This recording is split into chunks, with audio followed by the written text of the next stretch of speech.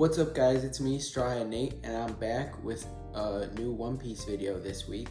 Here we have chapter 1119 titled Emeth. So spoilers to begin with here, but Emeth is the name of the Iron Giant on Egghead, who even has a connection to JoyBoy. In this chapter we get a bit of the Iron Giant because he isn't finished just yet. And we also get plenty of other things that have massive implications just besides this. This chapter covers a lot of the power scaling when it comes to Bonnie's new transformation. It covers more of the escape attempt by the Straw Hats and the Giants. And it also covers the restarting of Vegapunk's broadcast. So if you want to know how Vegapunk's broadcast managed to magically continue, stay to the end of this video. Now, let's actually start going through the chapter chronologically after you like this video and subscribe to the channel. The cover this week is once again another addition to the Yamato cover series, and in this one, she is in the Kibi region of Wano. And the nearby children who are in this region throw rocks at Yamato because they mistake her to be a member of Kaido's crew due to her horns on her head. And this clearly seems to annoy Yamato because she definitely doesn't want to be associated with her father, who she hates. Now, to really begin this chapter, we see Stussy and Kaku in one of the Egghead laboratories. And last time we saw them, Stussy decided to free Kaku from a bubble because she sees him as a friend. But this scene proves that they can't be considered friends just yet.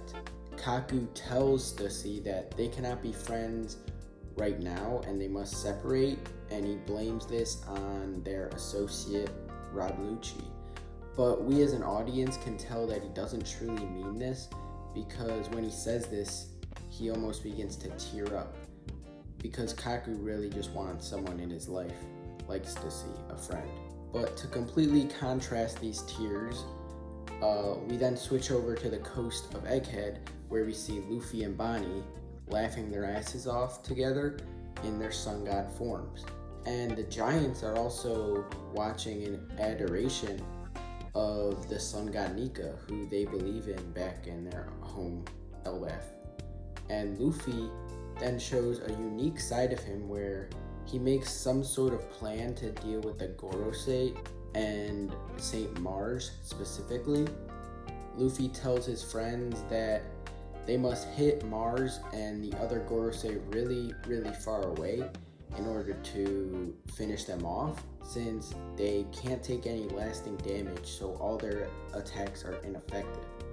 Then Saint Mars shoots a beam of fire at the group, but Luffy blocks all of it by shaping into a huge balloon.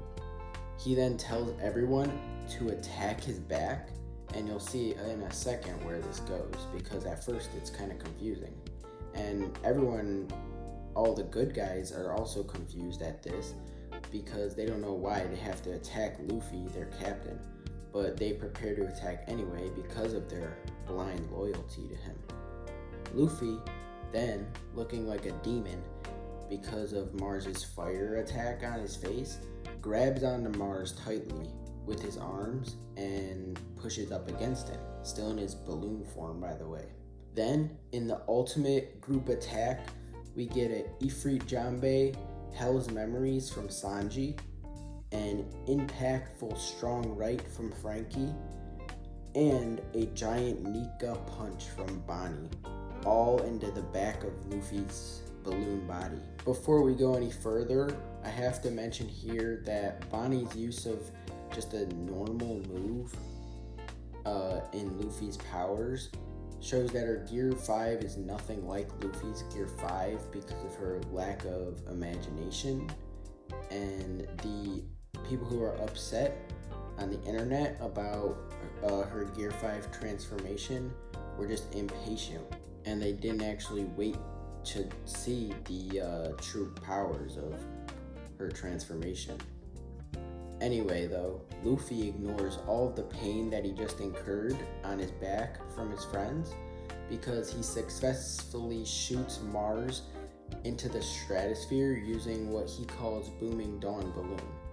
This should finish off Mars for a little while because it will take him a long time to fly back to Egghead, which is what Luffy wanted.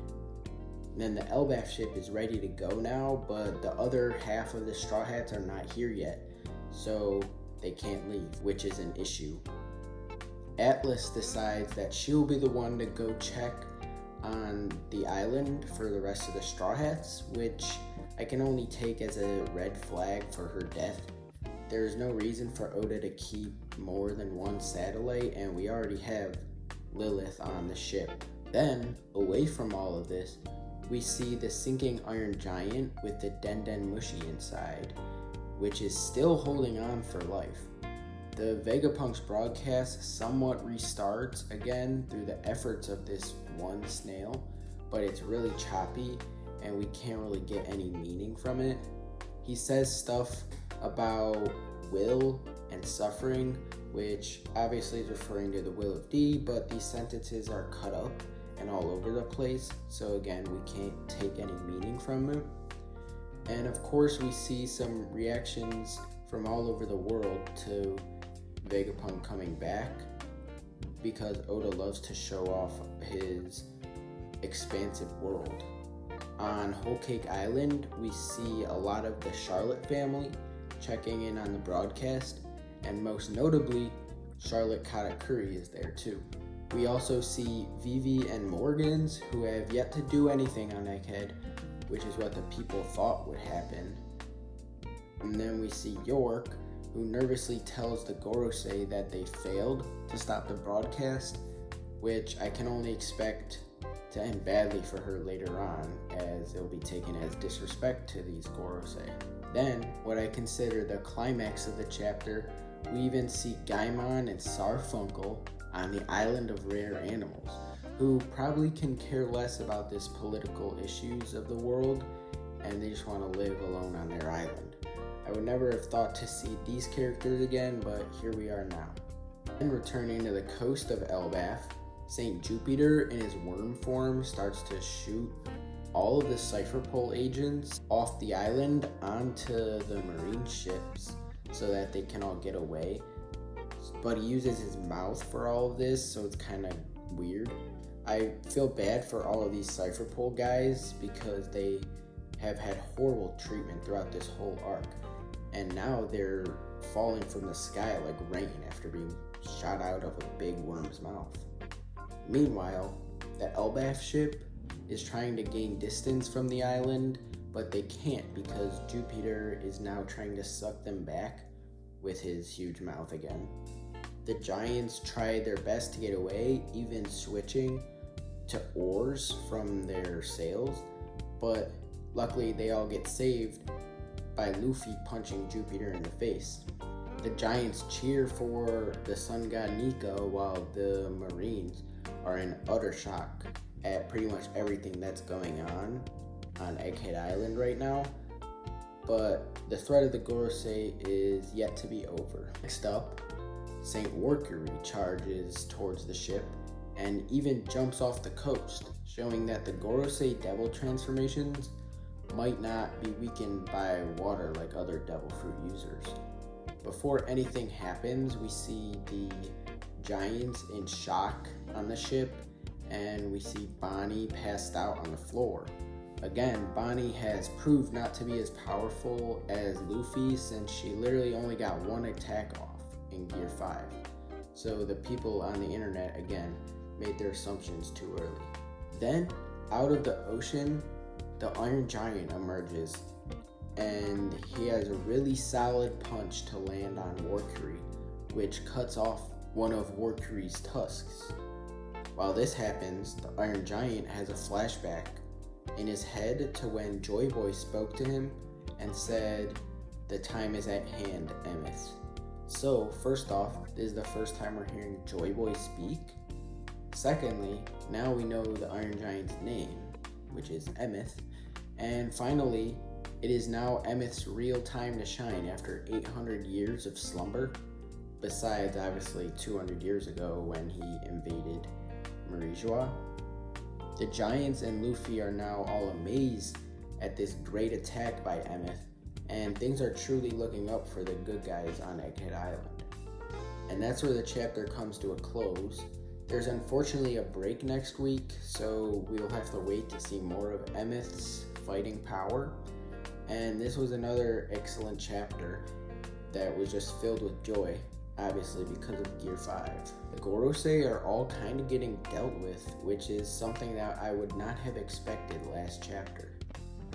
Also, Bonnie's transformation only lasting one attack makes a lot of sense power scaling wise, and hopefully this appeases the brain dead side of the One Piece community that doesn't care about the themes of the manga and only cares about power scaling. And then, hopefully next chapter we see more of the Straw Hats up in the Labo phase, because they really gotta hurry up now in order to escape the island. Maybe they will be joined by Stussy and Kaku as well. Anyway, this chapter was great, and it really seems like Egghead is racing to the finish now, and we'll be off to Elbaf soon enough. So if you made it to the end of this video, thanks for watching. Like and subscribe to show your support, and I'll see you in the next one. Bye.